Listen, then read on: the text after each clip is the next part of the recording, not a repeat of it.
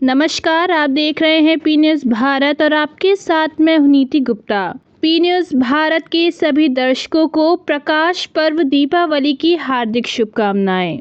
देश भर में मनाई गई दीपावली, अयोध्या की दिवाली रही निराली। 31 अक्टूबर को देश भर में प्रकाश का पर्व दीपावली हर्षोल्लास के साथ मनाया गया। पिछले कई दिनों से चल रही दीपावली त्योहार मनाने की तैयारी ने आखिरकार गुरुवार को साकार हुई। लोगों में दीपावली का उत्साह देखते ही बनता था। सुबह से ही लोग मिठाइयाँ खरीदने के लिए मिठाई की दुकानों में देखे गए। ग्रामीण क्षेत्रों में शाम को अलाया बलाया निकालकर लोगों ने अग्नि देवता से घर की दरिद्रता दूर करने की प्रार्थना की। इसके बाद मां लक्ष्मी व गणेश जी की नैवेद्यों से पूजा घरों व प्रतिष्ठानों में की गई। तदुपरांत घरों में जगह जगह मिट्टी के दीप रखकर प्रज्वलित किया गया। दीपावली का सबसे ज़्यादा इंजॉय बच्चों ने किया। नन्हे मुन्ने बच्चों ने खूब फुलझड़ियाँ छोड़ी। प्रशासन की सख्ती के बाद आतिशबाजी की दुकानें काफ़ी कम रहीं व आतिशबाजी का सामान कई गुना अधिक रेट पर बिका। पर आतिशबाजी में कोई कमी नहीं दिखाई दी। लोगों ने जमकर आतिशबाजी की। वहीं दीपावली से एक दिन पूर्व यानी छोटी दीपावली के दिन अयोध्या में करीब 25 लाख से अधिक मिट्टी के दिए जलाकर दीपोत्सव मनाया गया। अयोध्या के सरयू घाट पर बुधवार को Guinness book of world record में 2 कीर्तिमान दर्ज हो गए हैं। पहला 1121 अर्चकों ने एक साथ सरयू महाआरती की। वहीं दूसरी तरफ 25,12,585 दीप जले हैं। इस दीपोत्सव कार्यक्रम में लेज़र और लाइट शो के द्वारा रामलीला का वर्णन किया गया। एक साथ इतने दीप जलने से अयोध्या स्वर्ग जैसी दिखने लगी। अयोध्या का दीपोत्सव कार्यक्रम राजनीति से अछूता नहीं रहा। यहाँ के सांसद अवधेश पासी ने कार्यक्रम में न बुलाए जाने का आरोप लगाया। इससे राजनीति का गरमाना तय है। दीप प्रज्वलन में पहुंचे सूबे के मुखिया योगी आदित्यनाथ ने कार्यक्रम को संबोधित करते हुए कहा कि 500 वर्षों बाद भगवान राम अपने निवास में विद्यमान हैं तथा दीपावली मना रहे हैं। योगी आदित्यनाथ ने 2047 तक मथुरा व काशी में भी ऐसी ही दीपावली मनाए जाने का संकेत दिया। मुख्यमंत्री योगी आदित्यनाथ के भाषण में अधिकांश निशाने पर विपक्ष रहा। हर बार अयोध्या में जलने वाले दियों के तेल को गरीब भर ले जाते थे, लेकिन इस बार ऐसा ना हो इसलिए बुझे हुए दीपों के साथ जलते हुए दीपों को भी हटवा दिया गया। बहनों और भाइयों, ये जो कार्य हुआ है, जिन लोगों को नहीं करना था वे प्रश्न पहले खड़ा करते थे। आपके अस्तित्व के लिए राम भक्तों पर गोलियां चलाते थे। और आज जब विकास हो रहा है तो विकास में किसी प्रकार से बैरियर बनना है, लेकिन अयोध्या को छेड़े बगैर हम लोग इन बैरियर्स को भी हटा रहे हैं। ये बैरियर भी हट रहे हैं, ऐसे ही हट रहे हैं जैसे उत्तर प्रदेश को माफिया से मुक्त करके उत्तर प्रदेश को एक सुरक्षित प्रदेश बनाया गया है। सनातन धर्म के बैरियर को भी, सनातन धर्म के मार्ग के बैरियर भी हटाने हैं। जो लोग सनातन धर्म पर बार बार प्रश्न खड़ा करते हैं उनको मैं बोलना चाहता हूं, सनातन धर्म ने कभी किसी का अहित नहीं किया, किसी का अहित नहीं किया, सबको गले से लगाया। दुनिया की कोई ऐसी जाति, कोई ऐसा मत, संप्रदाय, सेक्ट नहीं जिसकी विपत्ति के समय सनातन धर्मावलंबियों ने उन्हें शरण देकर के फलने फूलने आगे बढ़ने का अवसर न दिया हो। विश्व मानवता आज भी इसके प्रति कृतज्ञता ज्ञापित करती है।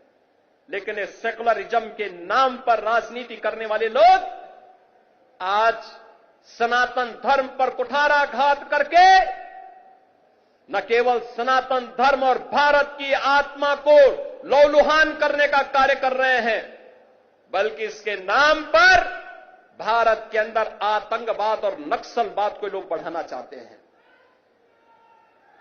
क्या नक्सलवाद और आतंकवाद को हम बढ़ावा देना देंगे? फिर भगवान राम के 14 वर्षों के वनवास का परिणाम क्या है? और फिर बजरंगबली का मतलब क्या है?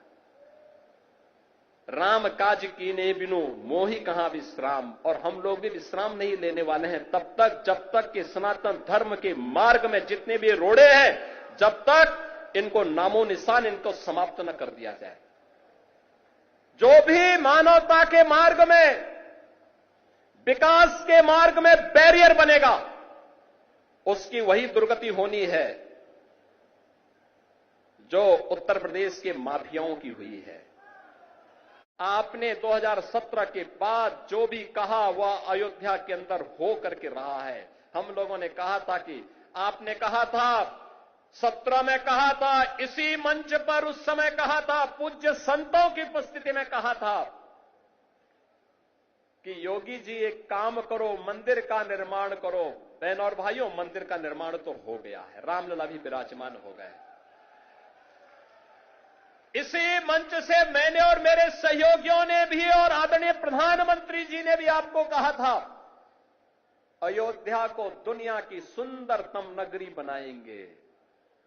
आज अयोध्या चमक रही है, दुनिया अयोध्या की ओर आ रही है। 31,000 करोड़ रुपए की लागत की परियोजनाएं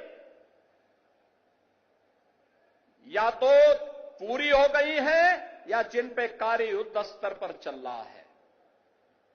और बहनों और भाइयों, इससे भी आगे जाकर के भी इस पे कार्य होने हैं।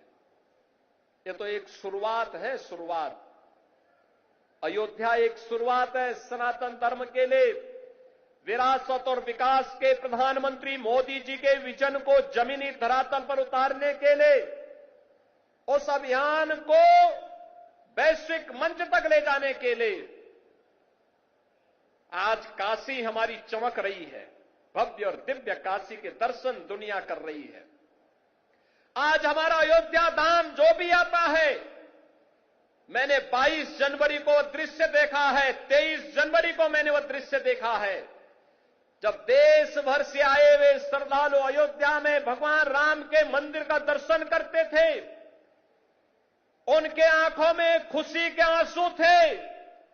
कोई पिलर को पकड़ करके आंसू बहाता था और कोई जमीन पे लेट करके भगवान को भी दंडवत करता था। उनके सामने शीश नवाता था, लेकिन अपने अश्रु बहा करके खुशियों को भी उजागर करता था। बहनों और भाइयों, 2025 का वर्ष हमारे लिए महत्वपूर्ण है। प्रयागराज में महाकुंभ का आयोजन होने जा रहा है। करोड़ों श्रद्धालु आएंगे, देश और दुनिया से आएंगे। उन करोड़ों श्रद्धालुओं के लिए अयोध्या धाम को आपको तैयार करना होगा। आतिथ्य का अद्भुत उदाहरण उत्तर प्रदेश वासियों को, देशवासियों को प्रस्तुत करना है। और आज उसी का आह्वान करने के लिए आया हूं। मैं आपको आश्वस्त करना चाहता हूं इस बात के लिए, विरासत और विकास का जो कार्यक्रम प्रधानमंत्री मोदी जी के नेतृत्व में प्रारंभ हुआ है, ये उत्तर प्रदेश में रुकने नहीं पाएगा, डिगने नहीं पाएगा।